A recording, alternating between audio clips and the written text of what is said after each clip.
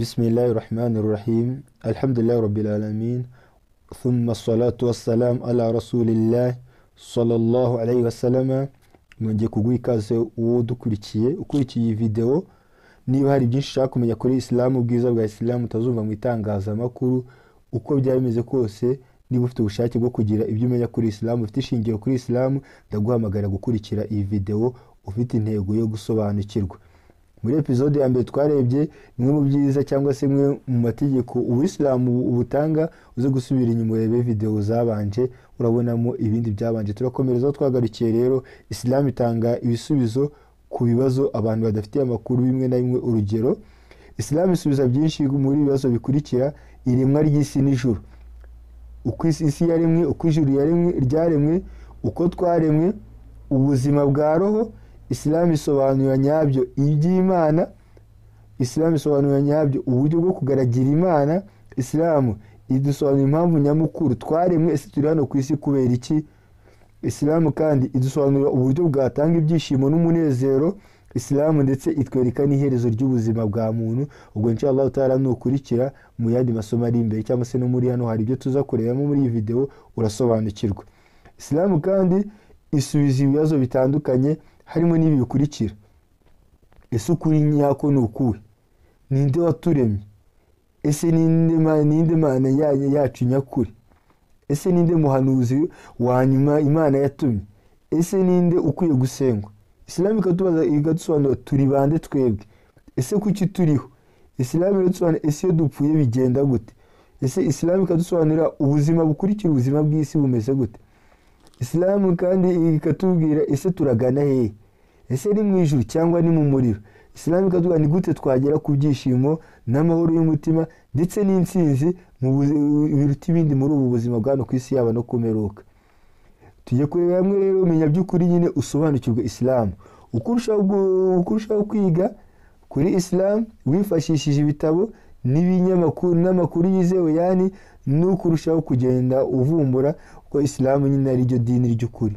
Ntabwo tubivuga nk'abisilamu ngo dukore twishyira, ahubwo turagusaba kukurikira ugasobanukirwa. Tuzasanga neza ko Islam ari ryo dini twarazwe no kuva kuri Adamu na Eva n'abakomokaho kuzageza ku munsi w'imperuka. Idini rya Islam riroroshye kuryumva, rinyuze mu gushyira mu bwenge, rirasobanutse kandi rirumvikana. Ubwiza bwa Islam rero ntiburondera kuko umuntu yaturutse kutagira intangiriro cyangwa ntagira iherezo. Niyo ngo Islam ubwiza bwayo ni uko Islam yaturutse, ntiburondoreka, yani ntabwo wavuga ubuyisilamu ngo yature ko bwaturutse kutagira iherezo. Ariyo Mana yacu dusenga, yo idafite itangiriro itagira n'iherezo. Imana ni yanyu ni imwe, uko Imana muri Qur'ani ibisobanura. Imana ikavuga ngo Imana ni imwe y'ukuri. Mu gitabo cyayo gitagatifu cya Qur'ani kizira amakemwa, Imana yavuze iti, Imana mu gice cya 5 umurongo wa 3 Imana yavuga ngo al-yawma akmaltu lakum dinakum wa atmamtu alaykum ni'mati wa raditu bil islam din. Imana ati kuri uyu munsi mbuzurije idini ryanyu kandi basenderejemo ingabire zanjye nanabahitiyemo ubuyisilamu ngo wabere idini. Ariko mbere yaho turasubira inyuma gato tumve igisobanuro cya Islam, kugira ngo nituvuga ngo idini ni imwe, nituvuga ngo ubutumwa ni bumwe, tugiye kubaha ibihamya. Ntabwo tubivuga gusa, ahubwo turagerageza gutanga ibimenyetso. Kuva Adamu na Eva baremwe mu mateka yose, yani y'ikiremwa muntu, idini ni imwe n'ukwemera byari bimwe, rifite n'ubutumwa bumwe ubw'umwimerere bwagejejwe ku bantu mu bihe bitandukanye kugira ngo bibutswe abantu no kuba basubizwa ku murongo w'intumwa n'abahanuzi. Kuva kuri Adamu ukagera ku bahanuzi nka Nowa, ukagera ku bahanuzi nka Aburahamu, ukagera ku bahanuzi nka Mose, ukagera ku bahanuzi nka Yesu, ukagera ku bahanuzi nka Muhammad. Imana bamahoro n'imigisha bose boherejwe n'Imana y'ukuri yonyine gutanga ubutumwa bumwe burimo gukurikira idini imwe, ariyo dini y'Imana. Tugiye kureba mwe rero iyo dini y'Imana ndetse no kuganduka ku bushake bw'Imana n'ishingiro ry'ubutumwa bwabo bwose. Yani ubutumwa bwabo bwari bushingiye kuba bakwibutsa abantu kugandukira Imana bakayisenga batayibangikanya. Igihe ubushake bw'Imana bujemo, ubushake bw'abantu bukaburizwamo. Idini rero ni rimwe n'iryo intumwa zose n'iryo dini zigisha. Ariko tugiye kugerageza dukoreshe ibitabo abantu bagenda bakoresha bitandukanye, turebe koko ese ibi bintu ukuri kwabyo ni ukuri. Allah yatanze umuyoboro kubera ko idini ni imwe rukumbi. Tubisubiremo, ntabwo Imana igiye itanga irema abantu ngo ireme abantu bamwe n'inyangizi igenda ibaha bamwe bahe idini y'abandi bahe idini yabo.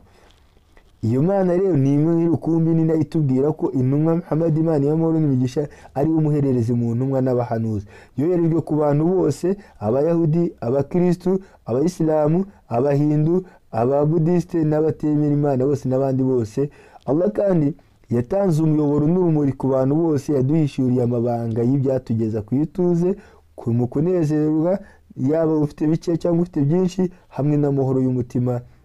Nayo kandi ibyo ngibyo bikagera ku bantu bose igihe cyose bazakurikira urwibutso. Idini Islam yo kubaza duhereramo, idini ni rimwe cyangwa se ubutumwa ni bumwe, ahubwo bikubiye he kugira ngo abantu bamenye inzira yo kugenderamo. Iri jambo al-Islam cyangwa se iri jambo kuganduka nicyo gisobanuro cy'ijambo cya al-Islam. Bivuze Islamu, Uislamu uri mu rurimi rw'icyarabu, iyo ishize mu kinyarwanda ugenekereje bifata ijambo rivuga ngo kuganduka. Imana kandi yemeza ko kugandukira Imana cyangwa se Islamu, nkuko tumaze kubyumva hejuru, ntitwongera gukoresha ijambo kuganduka cyangwa tukavuga Islamu, umenye ko tuvuze ijambo risimbura irindi. Kuganduka bisobanura al-Islam, kugandukira ku mategeko y'Imana, ugakora ibyo itegeka ukareka iby'ubusa. Ni muri ubwo buryo kandi mu buryo ngo tugegura muri Qur'ani, Imana yemeza ko kugandukira Imana cyangwa se Islam ari ryo dini ry'ukuri rya Adamu n'abandi bahanuzi bose n'intumwa b'Imana. Na Bibiliya kandi igaragaza mu mirongo yayo itandukanye aho Yesu yigishije abayoboke be gukora ibyo Imana ishaka no kubahiriza amategeko yayo. Hona Yesu ubwo baramubajije ngo mwigishije gukuraho amategeko, aravuga ngo ntabwo nje kuyakura ahubwo ndi kuyakomeza. Turakomeza kandi ni mu buryo nk'ubwo ngubwo kandi hari Bibiliya yitiriwe King James, wenda ufite Google agenda ishakisha cyangwa se uyitunze, hari imvugo ivuga amagambo nayo yerekeza ku bisobanuro bya Islam byo kugandukira Imana, aho yagize iti kubw'ibyo rero mugandukira Imana Nyagasani wanyu. Uyifite yareba muri James akareba 4 ku murongo wa 7. Ijambo mu Islam Umuyisilamu bisobanura kuya twumva igisobanuro muzamubona Abisilamu mu nzira cyangwa se n'andi n'ibintu umuyisilamu nawe wumve. Umuyisilamu ni ijambo risobanura umuntu wubaha, ugendera munsi y'ubushake bw'imyakuri bw'Imana, ubushake bw'Imana y'ukuri. Kubw'ibyo Abayisilamu ni abayoboke nyabo ba Adamu, ni abayoboke ba Nowa, ni abayoboke ba Moses cyangwa se Musa, ni abayoboke ba Yesu, ni abayoboke ba Muhammad n'abandi bahanuzi bose. Kubera iki? Turakomeza twumve Imana ni imwe y'ukuri, yaba muri Bibiliya yera mu isezerano rya kera. Tugerageze gukoresha imwe mu mirongo kugira ngo abantu bagerageze kubyumva. Turafata urugero gutegekwa kwa 2, ufite Bibiliya ashake gutegekwa kwa 2 ibice 6 ku murongo wa 4. Umurongo uvuga ngo iki? Umurongo uvuga ngo umva bwoko bwa Isirayeli we, umva wa bwoko bwa Isirayeli we, Uwiteka Imana yacu niwe Uwiteka wenyine. Ni ukuvuga ngo hano ntabwo Imana igeze ivuga ngo ni gutegekwa kwa 2 ibice 6 ku murongo wa 4. Imana twibutsa ko Uwiteka ari Imana imwe. Niyo mpamvu Uwiteka bivuze ko ahoraho iteka mu bihe byose, ariho azanahoraho. Tujye kura mu ndi murongo ufite Yesaya, rebe Yesaya 46 ku murongo wa 9. Imana ikavuga ngo iki? Ngo kuko ari njye Mana, nta yindi Mana ibaho. Bivuze ngo ibindi byose twitirira ni ibigirwa ariko ntago ari Imana, kuko Imana iciteke ngo kuko ari njye Mana, nta yindi Mana ibaho, ni njye Mana, nta yindi Mana duhwanye. Yesaya 46 ku murongo wa 9. Turebe n'undi murongo ntago ari ngiyo gusa. Turebe muri Samuel wa 2 ibice 7 ku murongo wa 2. Uri murongo uvuga ngo iki? Nicyo ubereye ukomeye Uwiteka Mana, kuko nta uhwanye nawe kandi nta yindi Mana ibaho keretse wowe. Nk'ibyo twumvishije amatwi yacu byose. Niyo ngo aba bahanuzi bari barumvise neza ko nta yindi Mana iba ikwiye gusengwa mu kuri uretse Imana imwe. Ugenda usubiremo neza, usubire muri Yesaya 46 ku murongo wa 9. Tugakomeza tureba kandi nicyo yani dukomeye turi n'undi murongo muri Yesaya 43 kuva ku murongo wa 10 kugera ku wa 11. Kugira ngo mumenye, munyizere, munyitegereze ko ari jye, nta Mana yambanjirije kubaho kandi ntayizamperuka. Imana iratwibutsa neza. Ushaka gusobanukirwa neza Imana yitegereze neza amenye ko nta yindi Mana yabanje nta nizaheruka, Imana ni imwe. turakomeza twumve muri ngoma wa mbere cyangwa se ibyo ku ngoma wa mbere 17:20. Uwiteka ntawe uhwanye nawe, nta yindi mana iriho, nta yindi mana keretse wowe, nk'uko twabyumvishije amatwi yacu uyu murongo.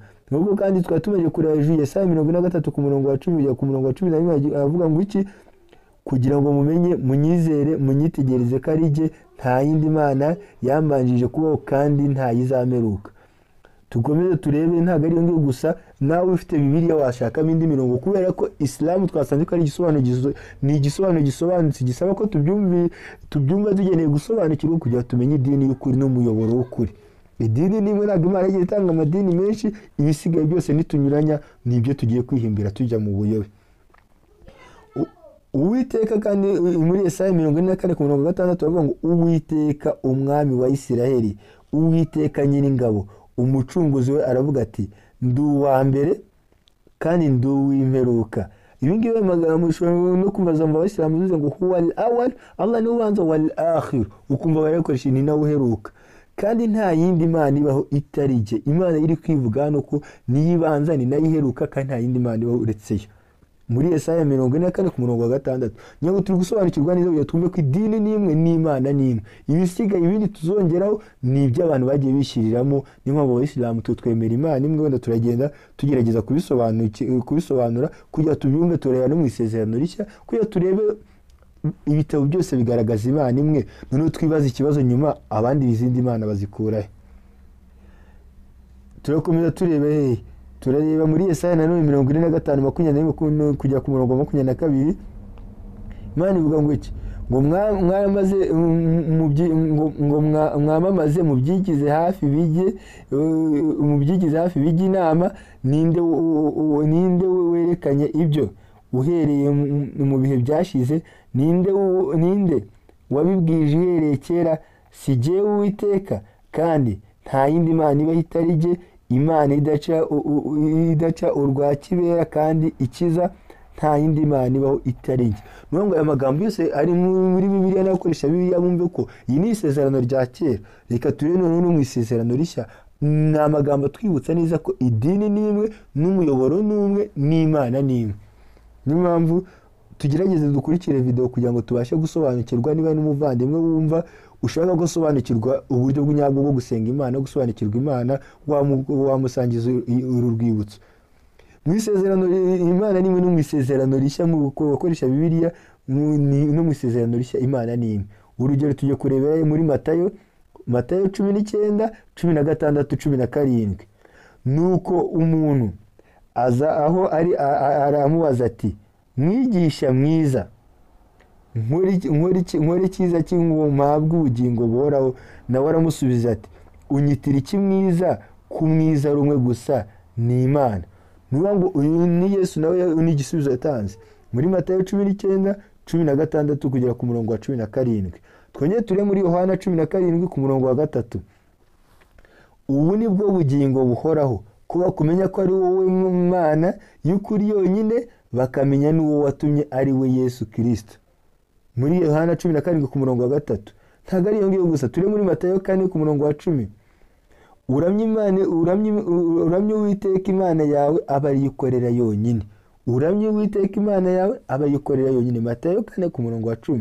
Turakomeza turebe nanone muri Mariko 12 kuva ku murongo wa 29 kujya ku murongo wa 31. Mariko 12 kuva ku murongo wa 29 kujya ku murongo wa 31. Havuga ngo iki, Yesu arasubiza ati, iry'imbere ni ngo umva Isiraheli, Uwiteka Imana yacu niwe mwami wenyine. Nuko ukundisha Uwiteka Imana yawe umutima wawe wose, n'ubugingo bwawe bwose, n'ubwenge bwawe bwose, n'imbaraga zawe zose. Irya kabiri ngiri, ukunde mugenzi wawe nk'uko wikunda. Nta rindi tegeko rirusha ayo ngayo gukomera. Uyu nguyu ni Yesu wari uri kwigisha.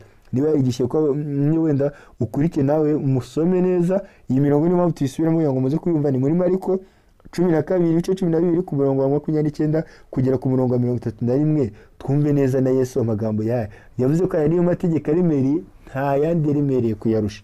niyo mpamvu twagerageje gufatikanya kugira ngo dusobanukirwe ese koko Imana yatanze amadini abiri cyangwa harimo ibyo twiyongereyeho. Niyo mpamvu tugerageza kugira ngo dufatikanye dushake niyihe Mana y'ukuri, ni n'ubuhe buryo bwa nyabwo abantu bagakwiye kuba bagerageza gusengamo Imana. Ese Imana ni nyinshi? Ese ibitabo ni byinshi? Ese amadini ni menshi? Abantu bagakurikiye iyihe dini? Dukomeze wenda tureba, noneho turebe muri Mariko 12:32 handitse ngo uwo mwanditsi aramubwira ati ni koko mwigisha, uvuze ukuri yuko Imana ari imwe nta yindi keretse yo yonyine. Turimo turumva bavandimwe wenda abayisilamu n'abatari abayisilamu, tugerageze dukurikire. Yesu aramusubiza ati none tumwe muri Yohana 7:16-17. Yesu aramusubiza ati ibyo nigisha si ibyanjye ahubwo ni ibyo wantumye. Umuntu nashaka gukora ibyo ikunda azamenya ibyo nigisha ko byavuye ku Mana cyangwa yuko bivuga ku bwanjye. Wazasobanukirwa umuntu ashaka gukurikira inyigisho z'ukuri, azakurikira inyigisho neza, nakurikira azasanga ko zaturutse ku Mana. Muri Yohana 7:16 kujya ku murongo wa 17. Twumve no muri Qur'ani ntagatifu none Imana ivuga ngo iki? Imana igahita itubwira muri Qur'ani mu gice cya 2 cyitwa Surat al-Baqara aya 163, Allah tubwira ngo iki? Wa ilahukum ilahun wahid la ilaha illa huwa arrahmanur rahim. Ngo kandi Imana yanyu ni imwe, nta yindi Mana iba ikwiye gusengwa mu kuri, Imana ngo uretse yo nyiri impuhwe nyiri imbabazi. Ntabwo ari ibyo ngibyo gusa.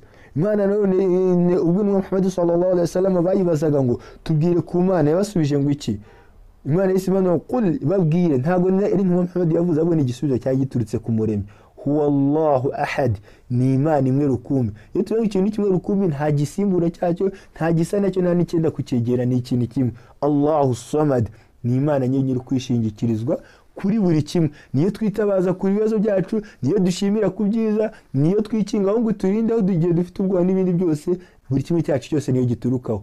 Allahu samad lam yalid wa lam yulad, ni Imana itarabyaye itaranabyawe, kuko iyo ibyara yari kubyara Imana, nicyo byabyaranye kikaba ari Imana, yanabyara ikabyara Imana, bivuze ngo ari kubifite intege. Ni Imana itabyara, ihorana imbaraga, ihorana ubushobozi, ntikenera kugira utuma amazi, nta na kimwe, ntibyara ntinabyarwa.